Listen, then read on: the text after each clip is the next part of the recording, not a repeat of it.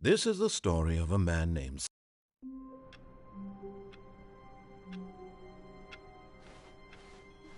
All of his co-workers were gone. What could it mean? Stanley decided to go to the meeting room. Perhaps he had simply missed a memo. It's bucket time.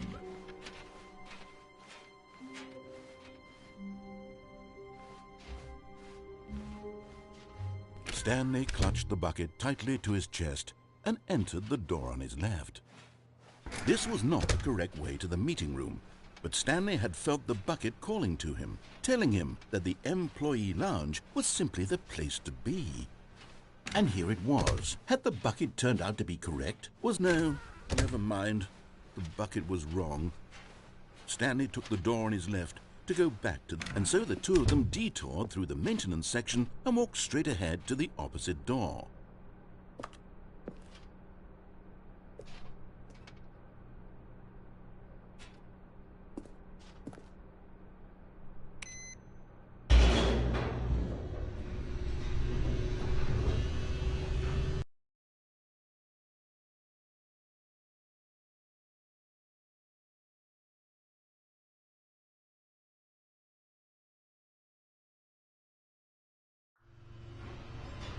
Oh, good Stanley, I'm glad you found your way here. I knew you'd find this place eventually.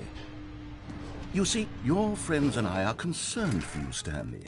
We've come together here because we care about you very much. It's this bucket you're carrying around everywhere.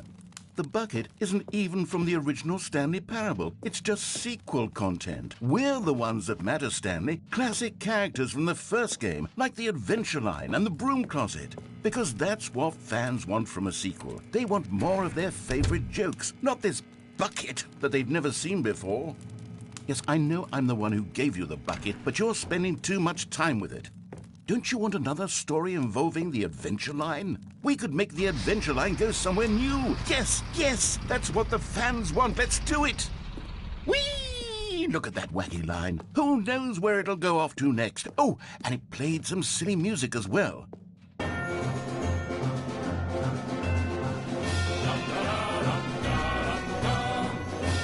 Now this is what the Stanley Parable is all about. Don't you remember all those great jokes from the original dialogue? Also, Stanley is addicted to drugs and hookers. Yes, it's as classic now as it was back then. Let's do it for the fans, Stanley. Let's give them more content exactly like this. But if we want to do that, you're going to have to give something up. Don't you get it, Stanley? We need to get rid of the bucket. That's why I'm very proud to introduce a brand new character. This is the Bucket Destroyer.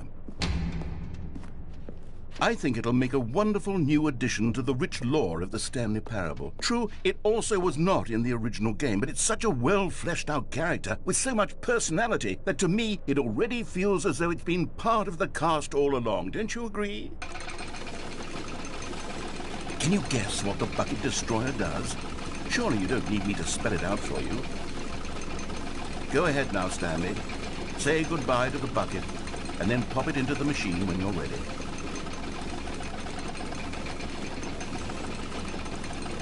Now listen to me. It's crucial that you give it the bucket. I don't know what the Bucket Destroyer will do if it can't destroy your bucket. Destroying buckets is all it knows. That is its singular personality trait. Sure, I can hear you saying, how does a character with only one personality trait deserve to join the pantheon of beloved Stanley Parable characters? Well, you see, if you were to really explore the Bucket Destroyer, you would see that its desire to crush buckets is so densely loaded with complexity and nuance that it's really like 10 personality traits. What other object in this game can you even say that about? The Broom Closet? Certainly not. I wonder what sort of Bucket Destroyer merchandise the fans will be clamoring for after this. Okay, the Bucket Destroyer is getting very upset now. You'll have to hurry and feed it. We can't get back to the classic Stanley Parable characters like the Adventure Line or the Bucket Destroyer until you crush that damn bucket. Quickly now, the fans are waiting. Do it, the fans, Stanley. Give the fans what they want. Hurry and...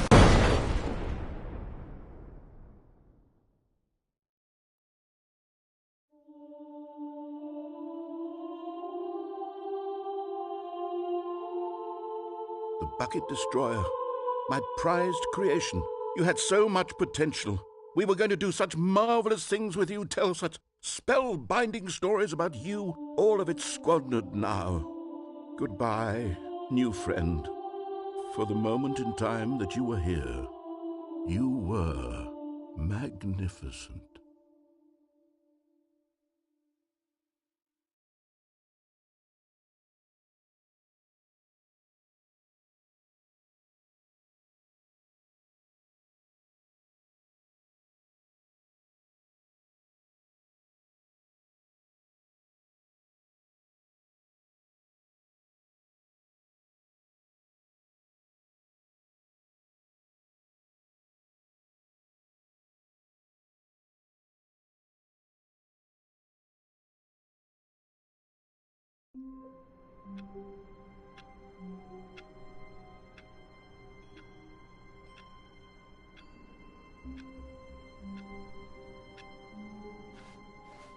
All of his co-workers were gone.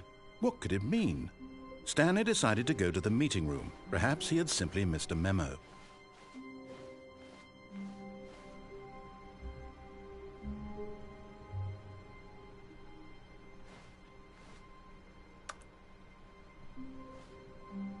It's bucket time.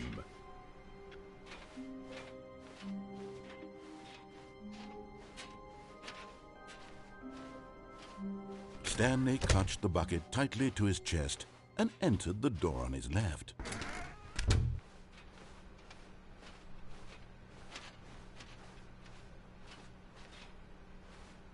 Still no one was here. Stanley needed the bucket's warmth and comfort now more than ever. Perhaps his boss's office was where he'd find answers.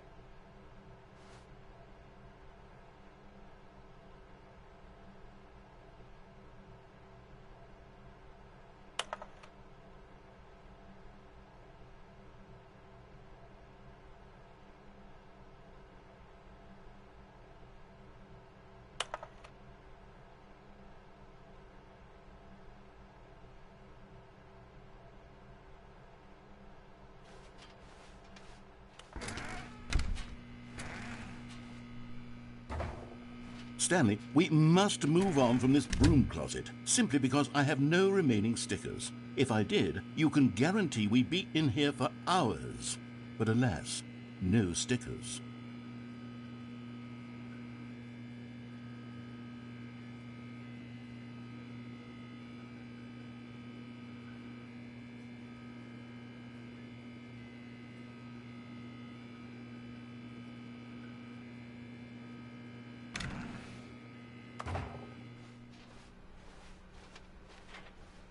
Coming to a staircase, Stanley and the bucket walked upstairs to the boss's office.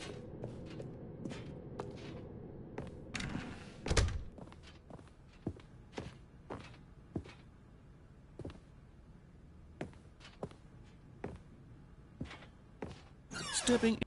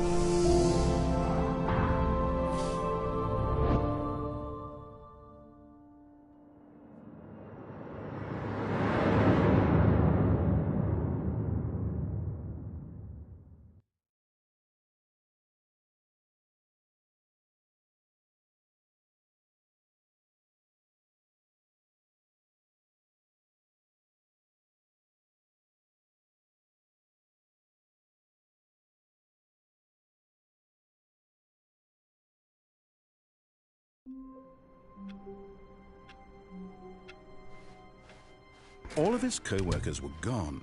What could it mean? Stanley decided to go to the meeting room. Perhaps he had simply missed a memo.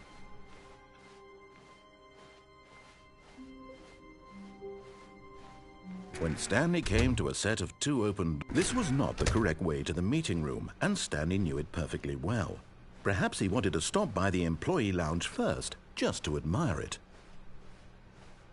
Wow, yes, this room. But eager to get back to business, Stanley took the first open door on his left. Stanley was so bad at following directions, it's incredible he wasn't fired years ago. Look, Stanley, I think perhaps we've gotten off on the wrong foot here. I'm not your enemy, really, I'm not. I realize that investing your trust in someone else can be difficult, but the fact is that the story has been about nothing but you all this time. There's someone you've been neglecting, Stanley. Someone you've forgotten about.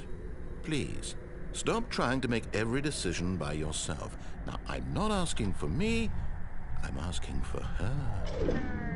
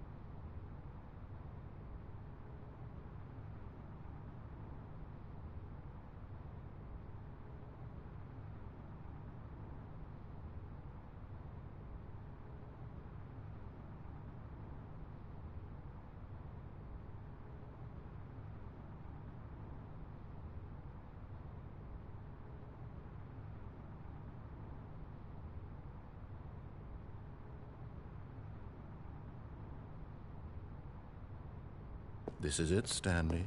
Your chance to redeem yourself, to put your work aside, to let her back into your life. She's been waiting.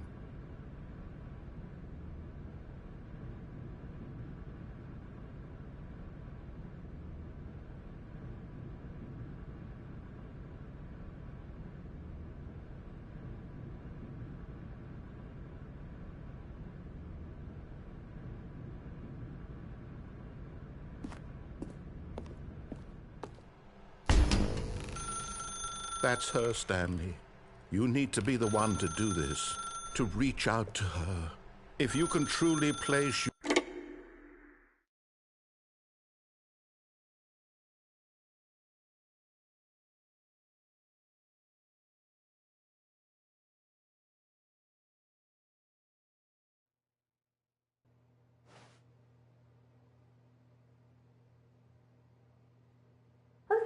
that you? Hold on, sweetie. Sorry to keep you waiting. I'm just pulling the bread out of the oven. All right. Okay, there we go. All right, now, I want you to come in and tell me all about your day. Gotcha! Oh, come on. Did you actually think you had a loving wife who'd want to commit their life to you? I'm trying to make a point here, Stanley. I'm trying to get you to see something. Come inside. Let me show you what's really going on here.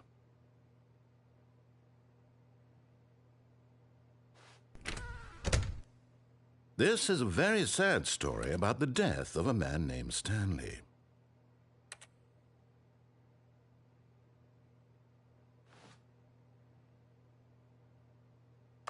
Stanley is quite a boring fellow.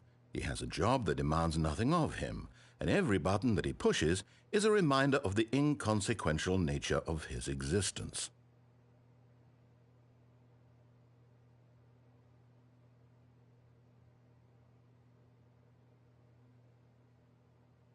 Look at him there, pushing buttons, doing exactly what he's told to do.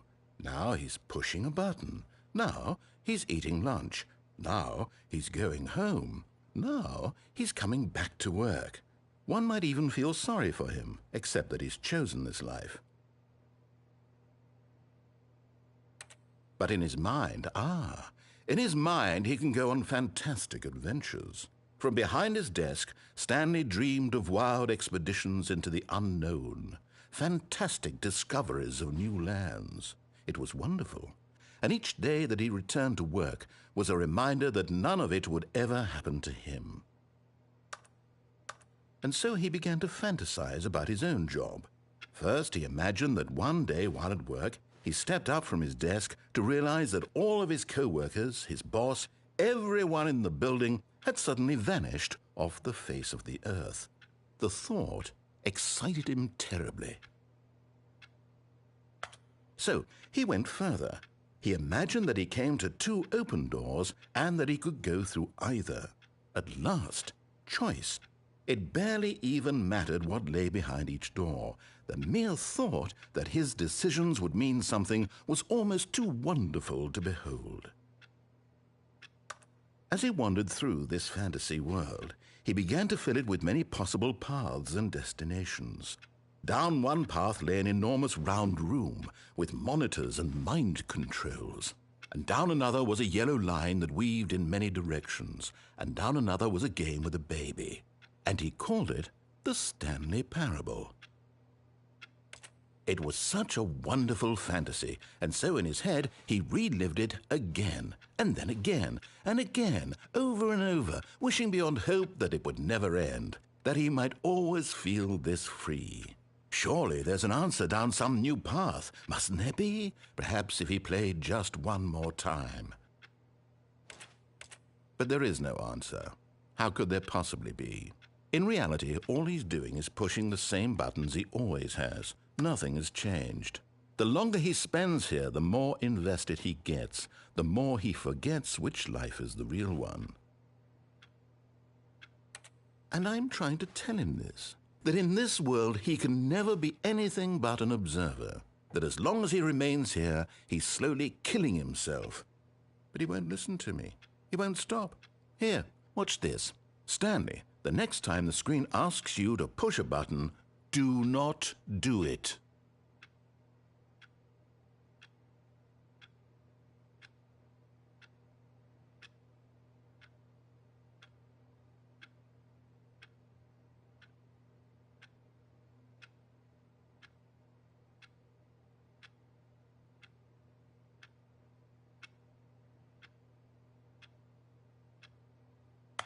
You see? Can he just not hear me? How can I tell him in a way that he'll understand that every second he remains here, he's electing to kill himself? How can I get him to see what I see? How can I make him look at himself?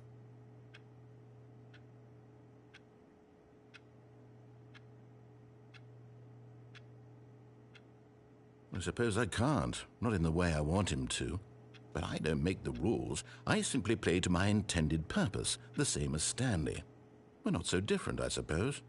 I'll try once more to convey all this to him. I'm compelled to. I must. Perhaps, well, maybe this time he'll see. Maybe this time. And I tried again, and Stanley pushed a button. And I tried again, and Stanley pushed a button. And I tried.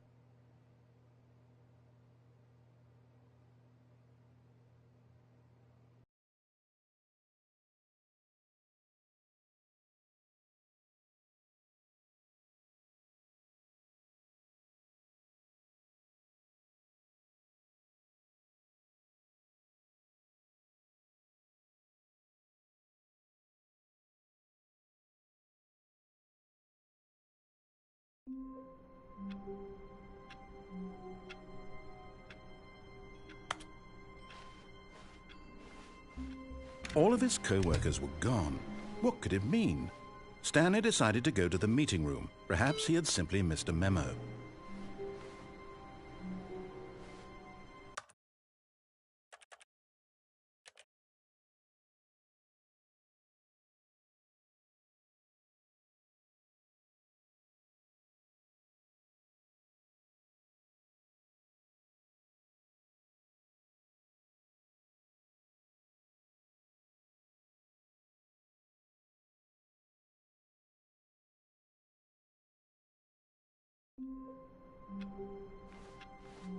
How long was I sitting there? Stanley wondered to himself. Minutes? Days? Centuries? Did something crucial happen while my senses were turned? He made a note to be more careful with time from now on.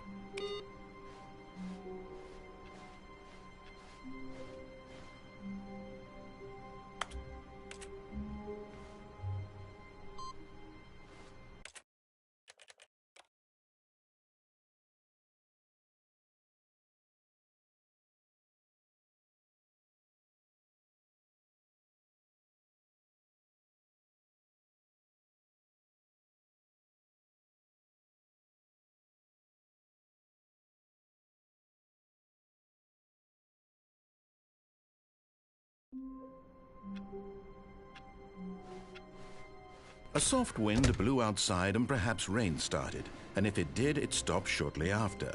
Stanley hoped that he would one day see weather.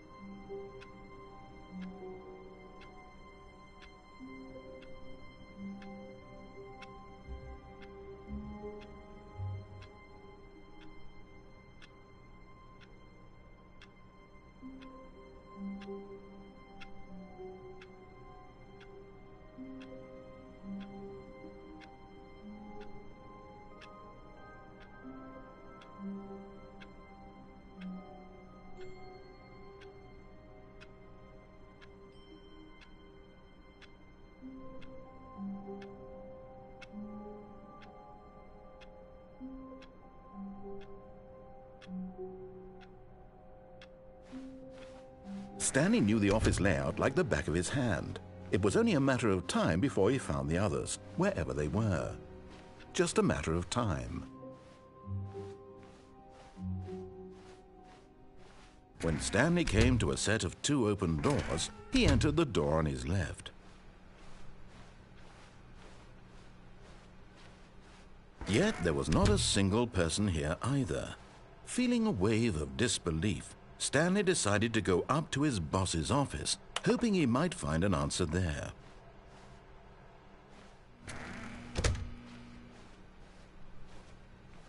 Coming to a staircase, Stanley walked upstairs to his boss's office.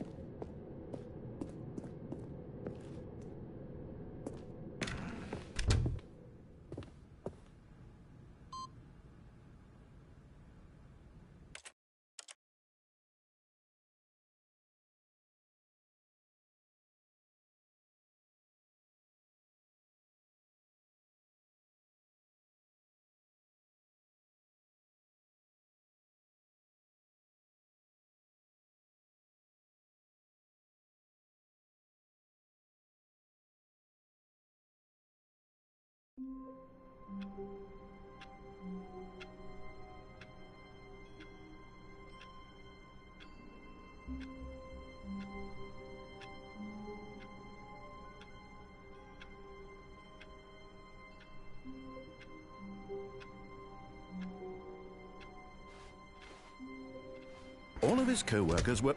Wait, no. This isn't the right office, is it? Is this Stanley's office?